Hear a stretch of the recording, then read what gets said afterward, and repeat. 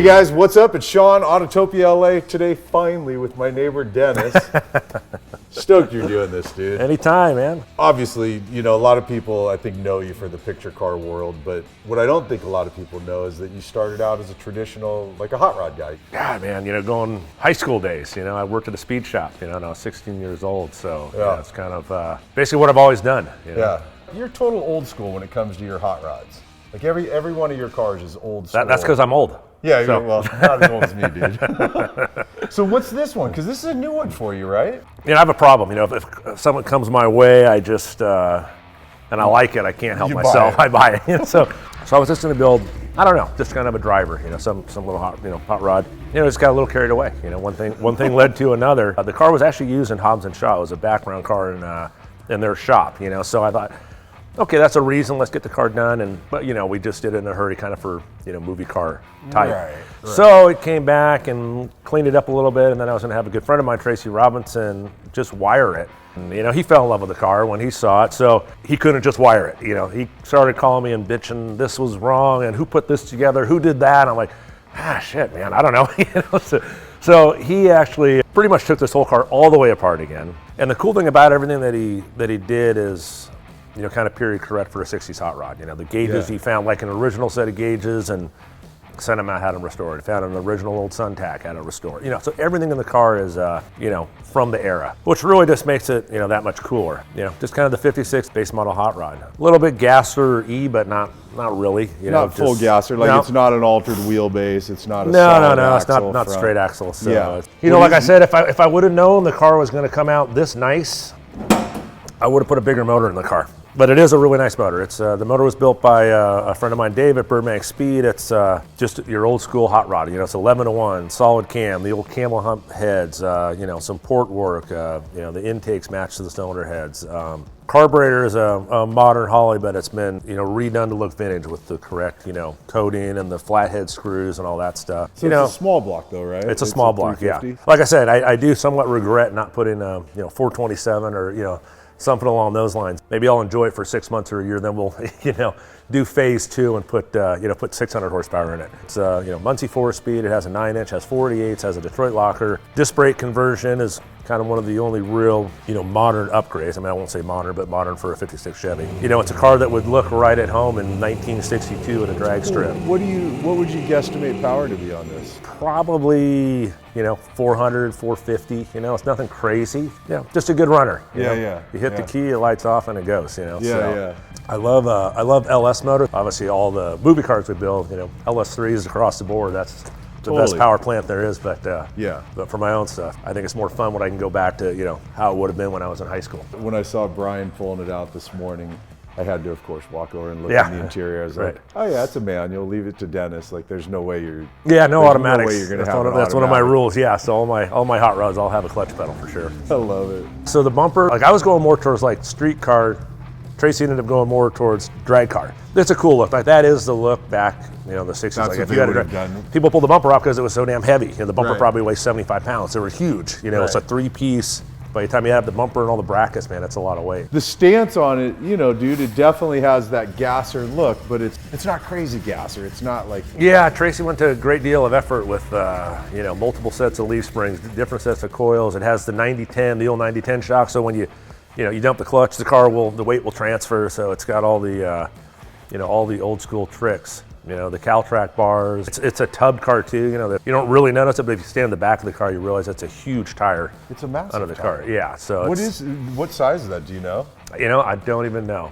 Big. So. I also noticed it looks like you run it like pretty low PSI. Yeah, you know, that's kind of with a slick. You know, you would just run it at, you know, 8 PSI, you know, just get the car to hook. So not the most practical wheel and tire combination, but for what the car is, it's perfect. Yeah, the interiors, the original interior colors, patterns. I mean, it's about as minimal as you can get, huh? Yeah, I dig it, you know, and it just, like I said, it's one of those cars, you know, the doors open and close perfect, the windows all work perfect, everything works, you know, like you turn the key on, the generator light comes on, you know, like the horn button works, you know, it's just one of those cars where it's a rarity where, you know, on a hot rod like this where everything works, but it does. Well, dude, let's throw cameras and you got time to go for a little drive? Absolutely, sure, take it for a little cruise. Cool.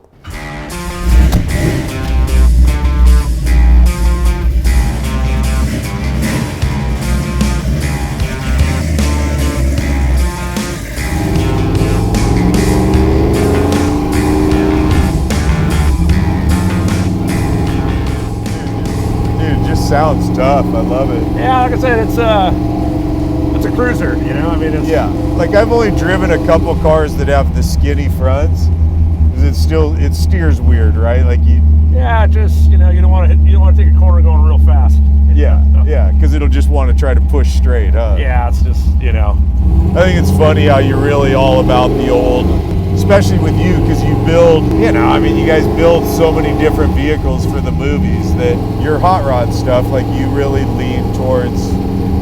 Well, the way I look at it, if I was going to build a hot rod that was truly going to be the car that I drove every day, maybe then I would take a little different tactic on it. But yeah, with my cars, you know, it's like I said, this is the first time I've driven the car in 2 weeks. So probably, you know, another 2-3 weeks before I drive it again. So right, you know, I don't mind dealing with a manual steering, a manual brake car. You know, I mean, yeah, totally, of course. And to me, that's what really brings back, you know, memories of the hot rods that I used to play with when I was a kid. So it's. Yeah. How long has it been since you stopped having your shop and moved over to doing the movie stuff? Gosh, over 20 years. Over 20 years now. Yeah. You didn't plan for that, right? That's something that kind of happened a little bit on the organic, natural side. Yeah, I never knew that what I do for a living even existed as a profession. You know, I never even heard of that job. Out of all the stuff you've built through the years for movies, do you have any that are like a favorite car of yours, or? I mean, the one car that I really dig is the Monte Carlo from Tokyo Drift, because it was really, I mean, at that point, I'd done maybe four or five movies or something. That was like the first car that I was able to build in this business that was something I wanted to build. You know what I mean? It's like, you know, like I did, you know, for example, like Meet the Fokker. You know, my job was dealing with the motorhome, you know. I didn't know you did that one. Yeah. Bruce Almighty was another one of the early movies I did, and that was cool. I mean, we had the Saline S7, so at that time, that was pretty awesome to be able to play with that car and drive that car around. But how did you fit in that thing? That had to be tough. It wasn't horrible. I mean, but I just remember back then I was so stoked just to, you know, be behind the wheel of that thing. I don't think, you know, the comfort was even a consideration. It was just like, right? Fuck, You're yeah, driving an S7. I'm driving a 200 mile an hour car, you know, so.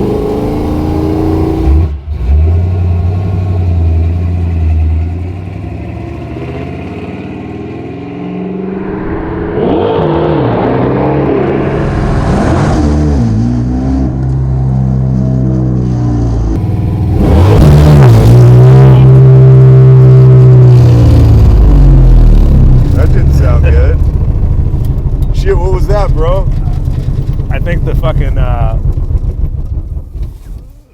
oh shit. Uh-oh. It felt like the spring pads fucking ripped off the housing. A few moments later. So we're back. It's day 2 of our continued shoot here. So why don't you tell what happened on pole 1 the other day? The tires are too sticky. So it was just a case of excessive traction. A little too much RPM, a little too much clutch sidestepping, and you know, with these massive slicks in the back. Yeah. You know, it's got a locker, it's got slicks, it's got Caltrack bars. I will say the car bites hard, and it bit so hard that it basically crushed the spring perches. You know, bending the, you know, basically pointing the pinion up at the floorboard. We'll give it another shot today. You know, see how it works.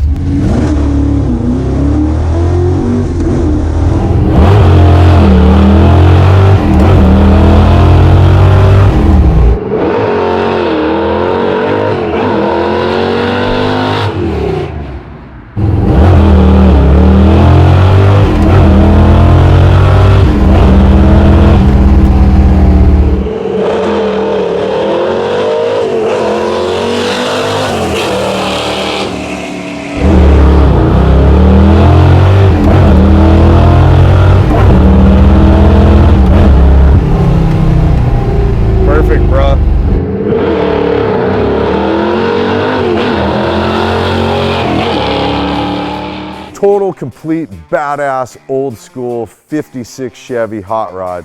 Just cool, pure cool. It's all I can say about this car. Total joy and truly an honor to get to shoot with my friend Dennis McCarthy. And also want to say thanks to all of you that support the channel. Keep watching, we genuinely appreciate it. If you're interested in going to the merch store, head over to atlamerch.com and we got you covered on the store. All right, you guys, thanks for watching and we'll see you in the next one. Later, man.